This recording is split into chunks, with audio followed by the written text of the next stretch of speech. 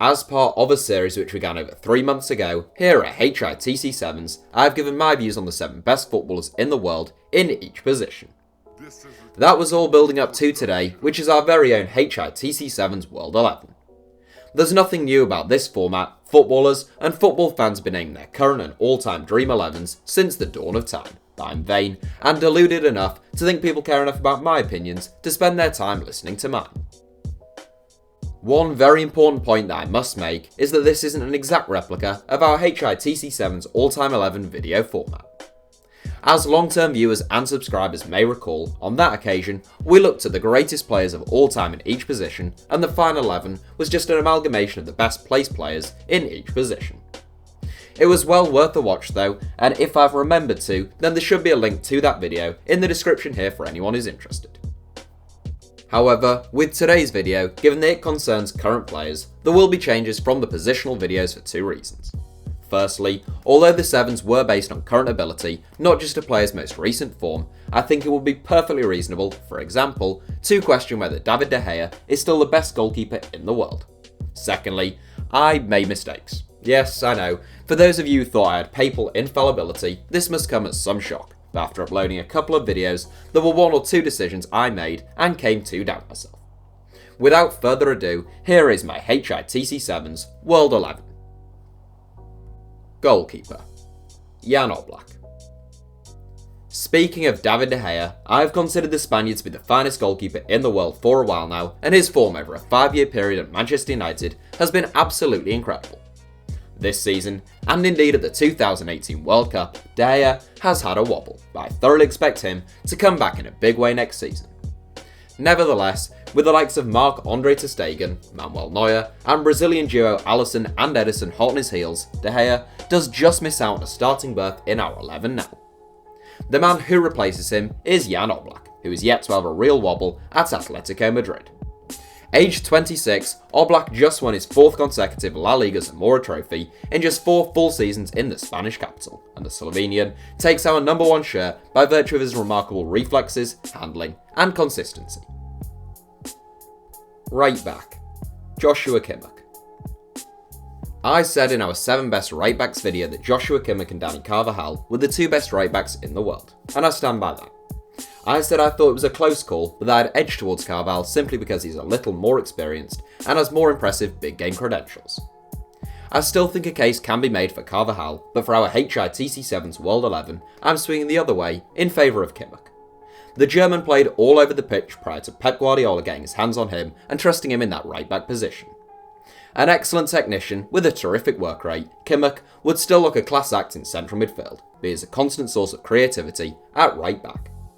Positionally he can still improve, but occasionally getting caught out is just an occupational hazard for a rampaging fullback, and Kimmich registered 13 assists in 34 Bundesliga games this season.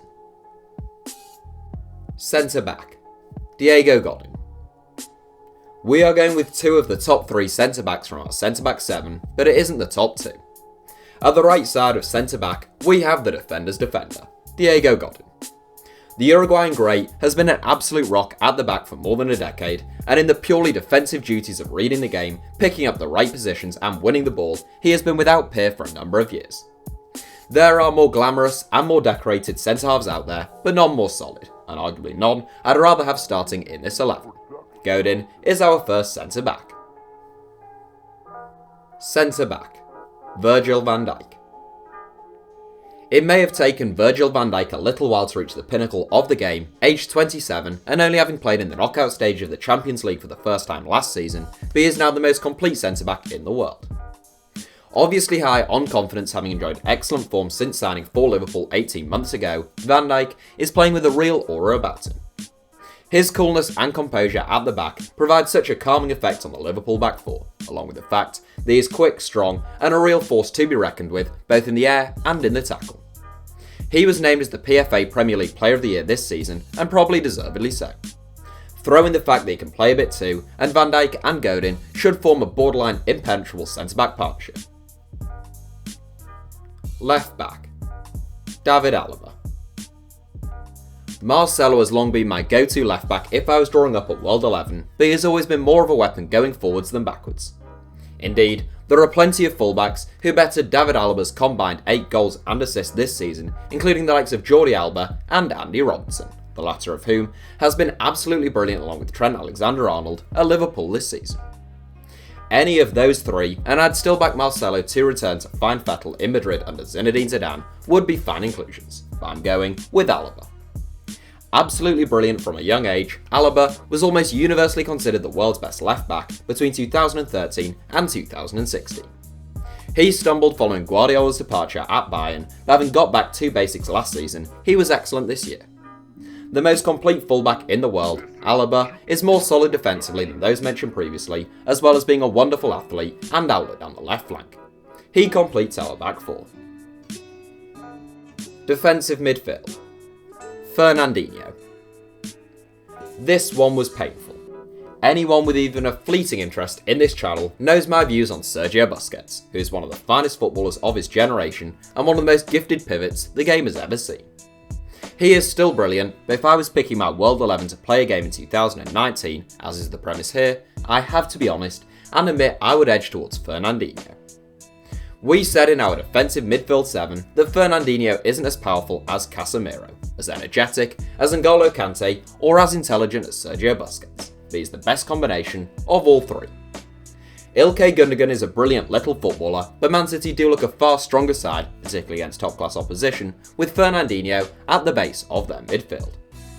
He has a wonderful eye for danger, he never switches off, and he's very neat and composed both on the ball and in the pass. I'm sorry Sergio, but Fernandinho is our starting defensive midfielder. Central midfield. Kevin De Bruyne. The best midfielder in the world in my humble opinion, Kevin De Bruyne is simply a joy to watch.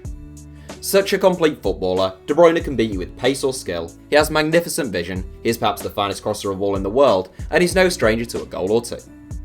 Unplayable at his best, De Bruyne has missed large parts of this season through injury, but he still looked like the best player on the pitch every time he has returned. It's quite frightening that Man City amassed 98 points and won a domestic treble largely without him this season, as he is undoubtedly their, and in my opinion the Premier League's, best player. Central midfield. Luka Modric. There is perhaps no player who better surmises the fickleness of football fans than Luka Modric. In his first season at Real Madrid, he was a flop. In his second, he was God's gift. Last season, he was a Ballon d'Or winner and apparently better than Messi. This season, he isn't fit to lace Carlton Palmer's boots. It's all a little bit silly. Modric was of course never better than Messi, but he has always been a brilliant little footballer. He was a class act at Tottenham, but he reached new heights in Madrid, as the key man in the Los Blancos midfield. A tireless midfield technician with a brilliant engine and understanding of the game, Modric isn't as devastating as De Bruyne, but he'd be just as important in our starting 11. Right wing. Lionel Messi. Unsurprisingly, the best footballer in the world does start my HITC Sevens World 11. I've talked enough about Lionel Messi in the right wing video, our all-time videos, and in a whole video I dedicated to the Barcelona legend explaining why I consider him to be the greatest footballer to have ever lived, so I don't want to sound like a broken record here. The only doubt about Messi's inclusion in this 11 was in regards of where to play him, but wherever I put him, he would just roam around picking up those devastating pockets of space where he can pick up the ball and carve open defences.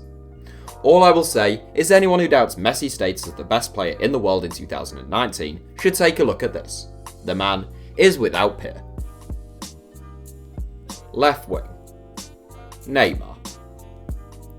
Neymar topped our left wing 7 because he is the best left winger in the world, but there were a lot of people commenting saying it ought to be Eden Hazard and even Sadio Mane in top spot. I think the problem with Neymar is the fact that people find him quite easy to dislike. His play acting, particularly at the 2018 World Cup, has been annoying, and twin with the fact that he now plays in Ligue 1 and hasn't won the Champions League at PSG, people seem to use that as ammunition against him. Ligue 1 may be a weaker league than La Liga, but that doesn't mean Neymar is any weaker as a footballer. He is still a top 3 or 4 player in the world. A phenomenal dribbler with all the flair and invention you'd expect of a world-class Brazilian, Neymar is incredibly prolific in terms of both goals and assists. He has scored 51 goals in 58 games for PSG, following 105 goals in 186 games for Barcelona. so you might not like him, but there's no doubt in our minds that Neymar is the finest left winger in the world and a surefire starter in our World 11. Centre forward, Cristiano Ronaldo. Less obvious perhaps than in the two wide positions is who should be our starting centre forward. Thrown into doubt only because Cristiano Ronaldo's numbers have dropped off a little at Juventus from his time at Real Madrid, and he was the 4th highest scorer in Serie A this season, as a 36-year-old Fabio Quagliarella won the Golden Boot. Ronaldo still scored 28 goals in 43 games in all competitions, and whilst the likes of Sergio Aguero, Robert Lewandowski and Karim Benzema have scored more this season, Ronaldo is still our choice. Let's be honest, if you're picking a Dream 11, especially for a one-off match, there are few players in the history of the sport that you'd pick over Cristiano Ronaldo. A bit of a fox in the box at times these days, Ronaldo's attacking movement is perhaps the best I've ever seen. His composure in front of goal is breathtaking, and he's almost unstoppable in the air. He's our centre forward. The team, including substitutes and a manager. In charge of our side, and our 7 best managers in world football video was our most recent, viewers of that particular video will know that my choice is Pep Guardiola. The likes of Mauricio Pochettino, Jurgen Klopp and Diego Simeone have worked wonders at their respective clubs, but it is Guardiola who sets the tone and raises the bar wherever he goes, just as he has done at Man City in the Premier League. An idealist, forever in pursuit of the perfect performance, the demands he puts on his players are incredible, but so too are the results. As for our substitutes, David De Gea has to be my second choice goalkeeper despite his wobbles this season, and if he got back to his best, he'd be back in our starting 11.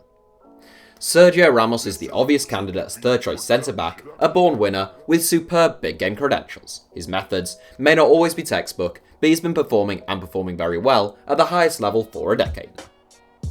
I may have sacrificed Marcelo from my starting 11, but he's not missing out on the place on the bench. The finest left back of his generation, the Brazilian is still only 31, and I suspect anyone who thinks this season was just a sign of things to come will be made to look foolish. Moving from 2 Real legends to a Barcelona legend, I hope you heard the pain in my voice when leaving Sergio Busquets out of my starting 11, and I'm going to go some way towards rectifying that by putting him on the bench. Against plenty of opposition, he'd be a better option than Fernandinho. Next up, bringing bags of versatility to our starting 11 is one of the stars of the 2018-19 season. Bernardo Silva is just a manager's dream. He has a fantastic attitude, he covers every blade of grass, he is brilliant on the ball, intelligent in the pass, and capable of chipping in with a critical strike. He can cover for Modric and Bruyne in the middle of the park, as well as Messi and Neymar on the flanks. Up next, it was a choice between the likes of Eden Hazard, Kylian Mbappe, Mohamed Salah, Raheem Sterling, and Gareth Bale, and my choice is Eden Hazard. A joyous footballer to watch, Hazard has sensational ball control, he's incredibly difficult to knock off the ball, and he had the most combined goals and assists in the Premier League in a far from outstanding Chelsea side this season. And lastly, up front, I'm sticking to the order of our 7 best centre forwards video and going with Sergio Aguero. The Argentine is so deadly and explosive, and now a really well-rounded forward under Guardiola at Man City. You can normally tell if Aguero is at full tilt 3 or 4 minutes into a game, and when you get that sense, you can bet your bottom dollar he'll get his name on the score sheet, probably more than once. There's really no point in me doing any honourable mentions, since it would have to be every very good footballer in the world, from David Silva and Rafael Varane to Marco Reus and Harry Kane. To recap, our HITC Sevens current World 11 reads like this: Jan Oblak, Joshua Kimmich, Diego Godin, Virgil van Dijk, David Alaba, Fernandinho, Kevin De Bruyne, Luka Modric, Lionel Messi, Neymar, and Cristiano Ronaldo, with a bench of David De Gea, Sergio Ramos, Marcelo, Sergio Busquets, Bernardo Silva, Eden Hazard, and Sergio Aguero, all marshalled by the one and only Pep Guardiola. Not a bad little side. I reckon they give anyone a game on their day. Anyhow, that's it for today's video. Thanks for watching. Feel free to go back and watch our HITC Sevens all-time 11 for an even stronger fantasy 11. Give us a like if you enjoyed the video, and do subscribe to HITC Sevens and turn on notifications if you'd like to make my day.